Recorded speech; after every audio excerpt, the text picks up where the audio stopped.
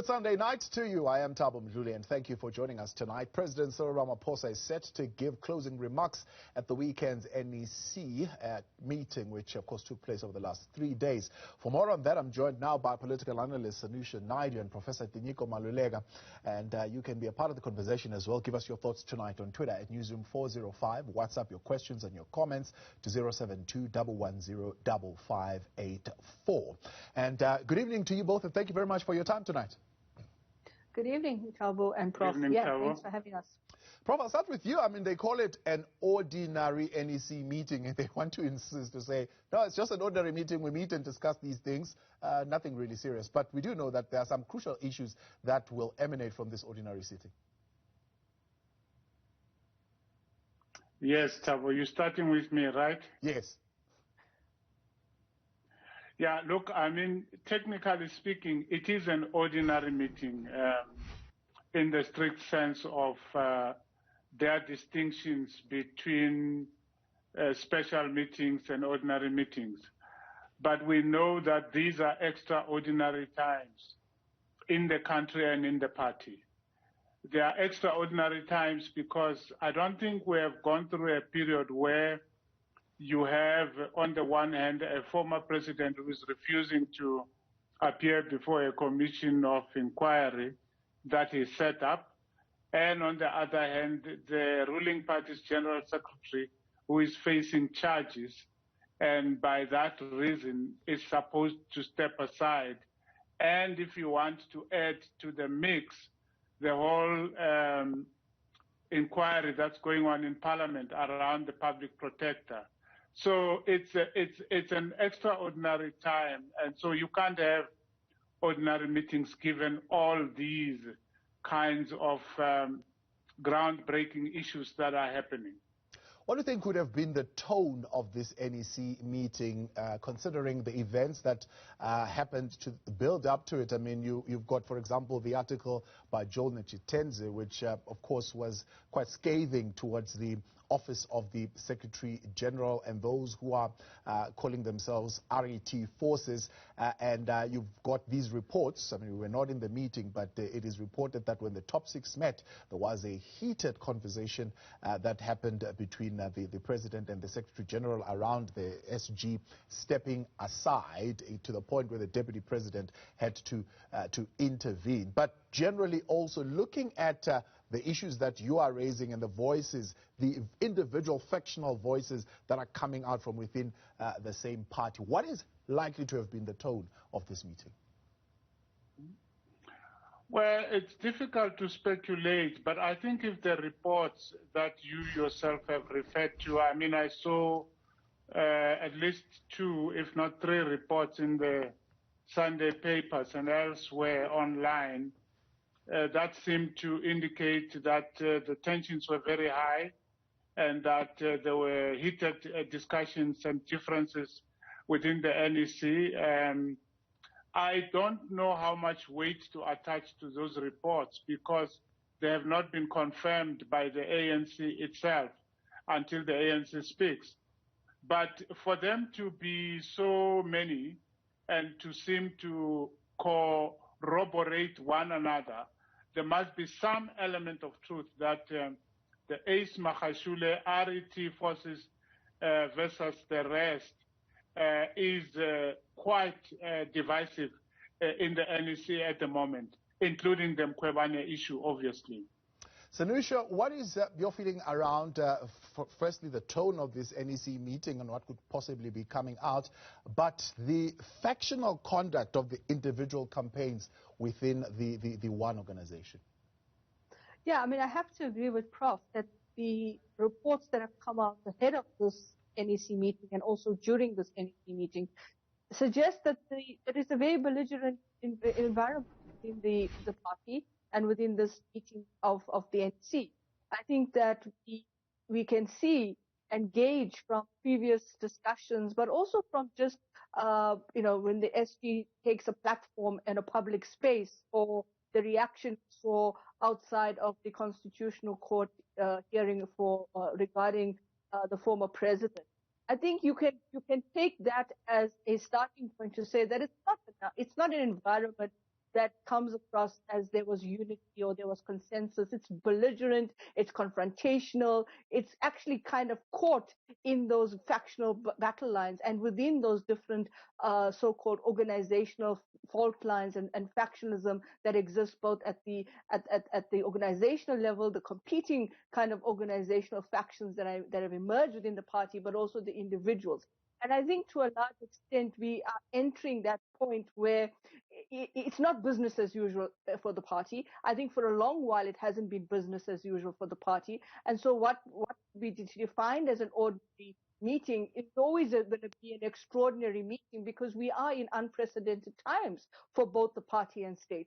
So I think that's what we're going to do. And these have come out in the way that claims have made whether certain of these organizational factions that have emerged, whether they have a constitutional right within the party to even be heard or to make any kind of recommendation. And I think those are the challenges that the party has to deal with as well, in terms of who can be heard, but also whether there's a constitutional mandate for them to propose particular ways to deal with this completely disintegration of the center.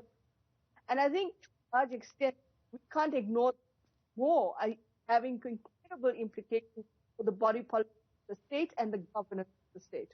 Yeah. Sanusha, your line giving us a bit of a challenge there, so I'm going to try and get them to reconnect with you. But Prof, let's talk a little bit about the President's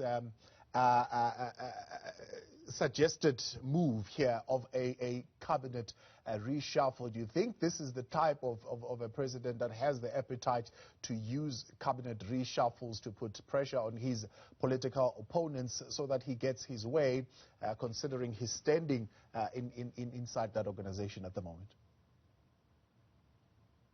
Yeah, you see, Chavo, I wouldn't be quick to connect rumors of cabinet reshuffle with the current belligerence of factional battles in the party.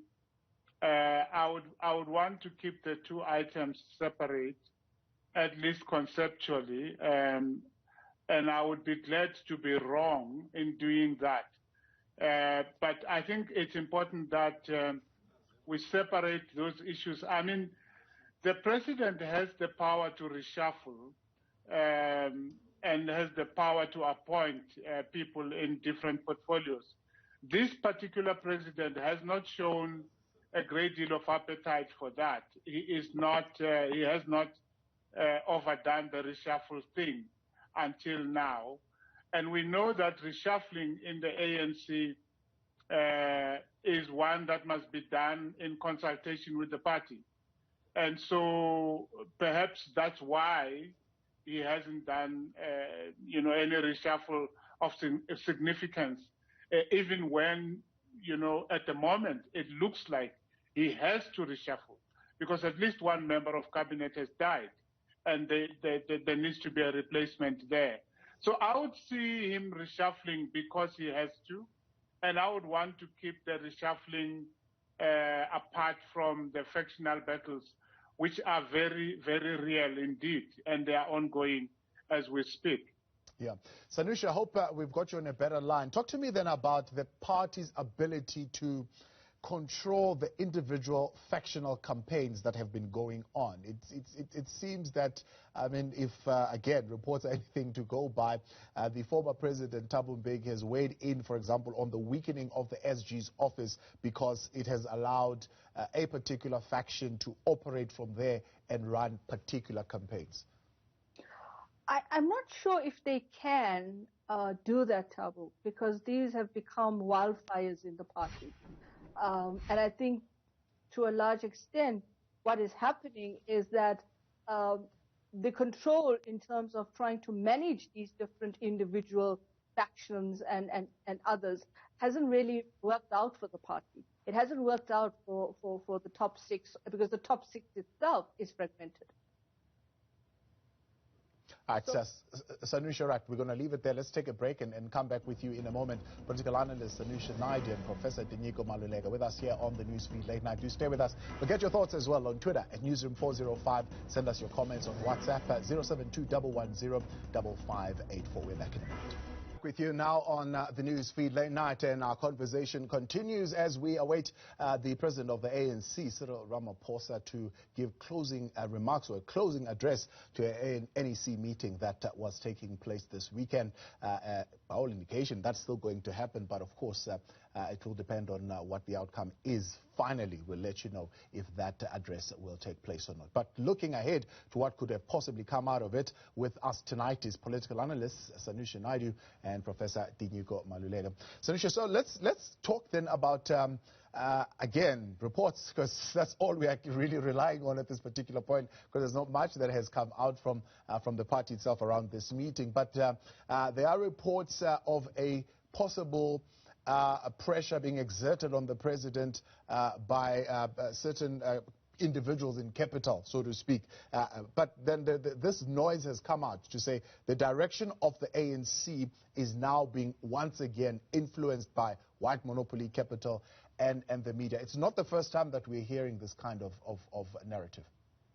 No, I think it's been a constant narrative, and we've seen this particularly in the Jacob Zuma years as well. But I think it became more pronounced as you moved into the Nasrec elective conference, and of course the RET faction retains that kind of narrative, and it's a reinforcing narrative, because it kind of goes back to some of the more structural issues around questions of transformation, ownership of particular dynamics regarding the economy, the BEE structures, the inclusion of those that were disadvantaged and marginalized in the past. And it seems to be a narrative that at times it talks to what are some of the key structural constraints in our economic and socioeconomic and political landscape, but at times it tends to veer off that path, but it's been used in a manner to suggest that the party now is no longer enabling itself to deal with these structural crises or these structural issues. And so it's becoming the question of, is the party also now in that kind of space of where this notion of white monopoly capital and being captured, etc., is part of it. And I think what was also very important to put in context here is that the idea that the economy is in the state that it is because of the lack of economic transformation, etc. I mean, we can't disagree with the fact that transformation is a key agenda, a key implementation strategy, but we also can't ignore the fact that some of these questions that are being raised has to do with the fact of whether or not there was policy implementation, there was structural reorientation and transformation of how you dealt with policy planning. And it happened under the watch of even under the Jacob Zuma years. So I think at the end of the day, we've got to be careful in how this narrative is portrayed, because it then becomes, at certain points, it becomes a political tool rather than just addressing what are the key dynamics of our structural inequalities and also intergenerational inequalities and questions of inclusion and economic inclusivity. And I think that's the challenge for us. So it cannot become a narrative that is used because it's an easy narrative to put out there, but there is a responsibility that goes when you put that narrative out there, because that responsibility also comes back to those that are putting it out there as well.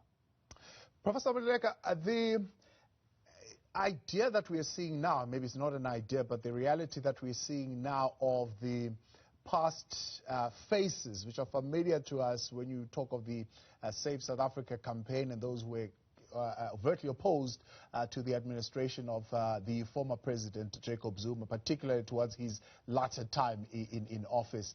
We're seeing those voices now coming back up in the form of Protect Our Constitution. And what does that add to the dynamics of what is happening in these various individual campaigns or factional campaigns happening within the organization? Yeah, look, I think the Save Democracy campaign is well intended, and it looks like a noble initiative, just like Save South Africa was a few years back. But one hopes that this is not the ANC or members of the ANC desperately looking for help outside of the ANC, because the fact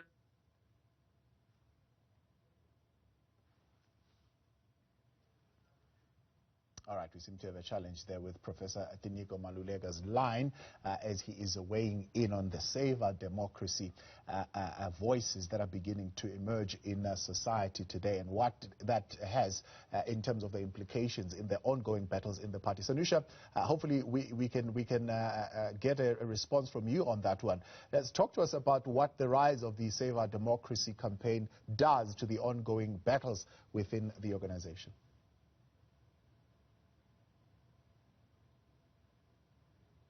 All right, seem we have lost both of them there. We'll try and create that connection again. Well, the African National Congress, of course, has been in meetings throughout this weekend, reported to be quite heated as well, and we are expecting closing address from the president of the ANC on that particular score, and we're in conversation then tonight with political analysts Sanusha, Naidu, as well as Professor Tinyiko Maluleke, getting a sense from them as to what is coming out of possibly those conversations. Prof, I think we've got you back on the line with us. So you're saying you are hoping this is not the ANC trying to get some help from the outside because of its inability to deal with the situation on the inside?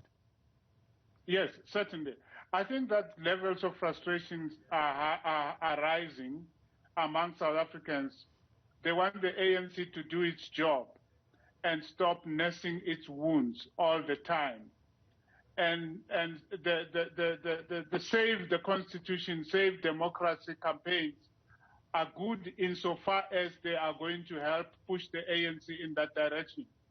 But South Africans, I don't think, would like to merely take part in the factions, merely to take sides. We've done that. We've been there. We've done that many times over the past 10 to 15 years, and look where we are now. So the ANC should do its job, and I think South Africans expect government to do its job. ANC should do its job, Sanusha. People are tired of taking sides.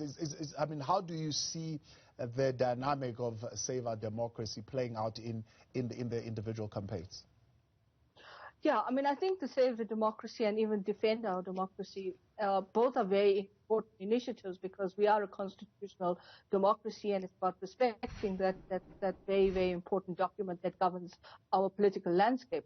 But I think also at the same time, people are feeling very, very kind of tired. They're becoming more and more distant and marginalized and apathetic towards the situation in the country. Now, in the context of the factional battles or in the individual organizations speaking about, I think there's a genuine need within South Africa. I think genuinely speaking, people can see how important these initiatives are. But I think the fatigue that has gripped South Africa as well is very much part of the landscape. And so getting into that space means that you've got to have the energy and you've got to re-energize yourself in order to take this on even more so than before, because it's about consolidating a democracy in terms of where it needs to go. And unfortunately, I think sometimes the fatigue tends to override and take over people's mindsets, and so they become apathetic or they become marginalized, and they just feel, there's this whole kind of response to say, well, how is this going to benefit us? Because we're seeing the same loop every single time. We have an initiative trying to redefine the landscape and address some of the very, very disturbing and governance deficits in our country, but at the same time, nothing seems to change. So we're doing more, but more stays the same. And I think that's a very difficult message to try and dismantle amongst people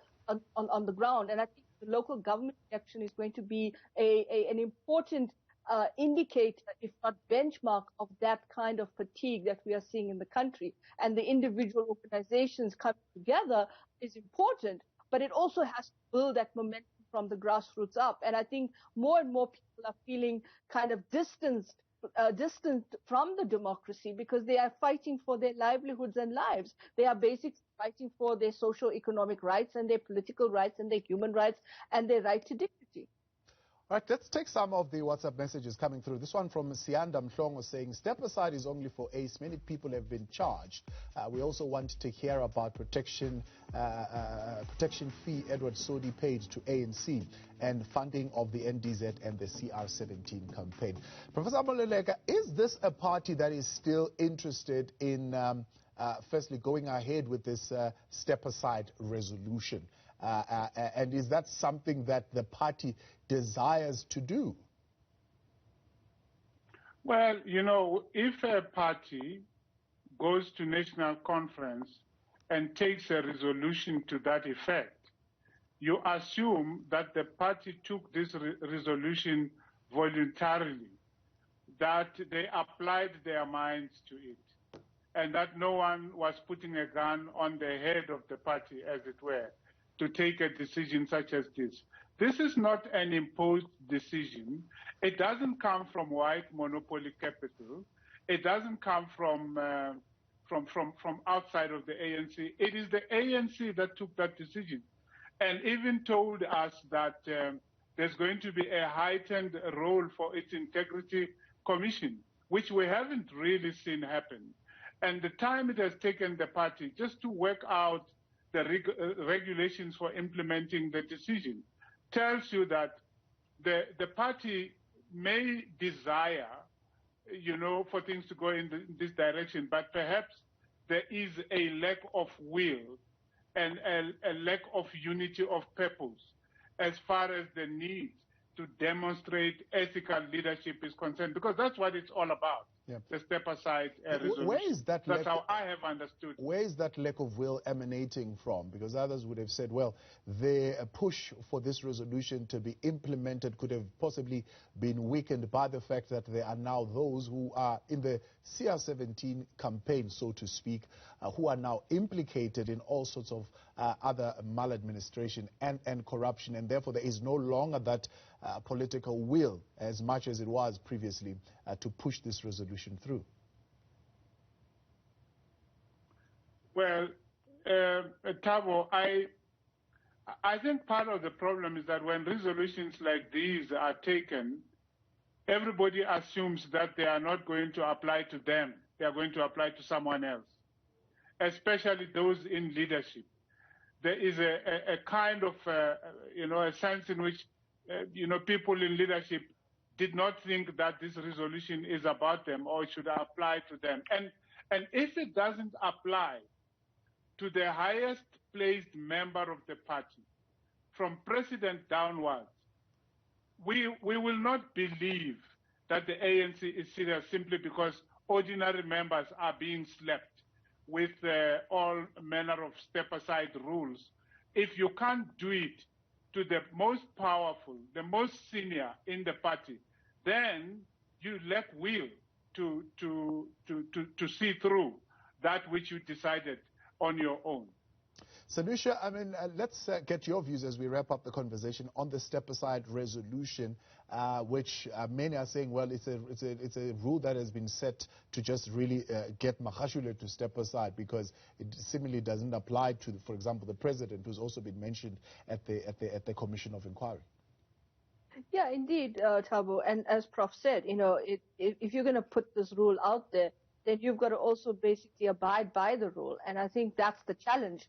The fact of the matter is that many feel that the rule does not apply to them. Many feel that in particularly the higher levels of the political party structure, they feel that the rule is basically a non-compliant rule for them.